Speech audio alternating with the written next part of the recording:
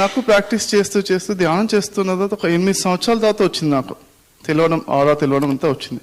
ఎంతసేపు ఆరాతో ఉంటున్నాను, ఎంతసేపు ఉండట్లేదు, అన్నీ కూడా నాకు తెలుస్తూ అవేర్నెస్ గమనిస్తూ పెరిగిందనమాట. ఆరాని ఎప్పుడు ఎలా యాక్టివేట్ చేయాలి, ఎలా స్ప్రెడ్ చేసుకోవాలి, అవసరమైతే మడత పెట్టేసి జేబులో పెట్టుకోవాలి, ఎలా, అది కూడా ఇంపార్టెంట్. జీవన్ గారిని నా గురువు గారు, ఆయన ఆరా చాలా స్ట్రాంగ్. 2-3 కిలోమీటర్ల కాలనీ, వసంత కాలనీ, కాలనీలోకి రాగానే ఏదో శాంతి ఉంది ఏంటి అని అర్థమైపోద్ది. ఆయన దగ్గరికి వస్తే అంతే, ఇంకా మనుషులు అలా కనిపించినట్టు ఉంటా కానీ అంతే, వాళ్ళ ఆత్మ వెళ్ళి నమస్తే పాదాల మీద పడిపోతాయి అన్నమాట.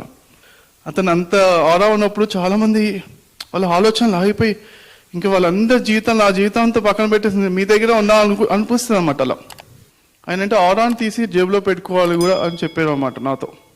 అప్పుడు నాకు ఇంకా అప్పుడు ఆరా పైన తెలియదు, అయినా ఆ మాట చెప్పేవారు. తర్వాత చెప్పిన గైడ్లైన్స్తో నాకు ఆటోమేటిక్గా వచ్చేసింది.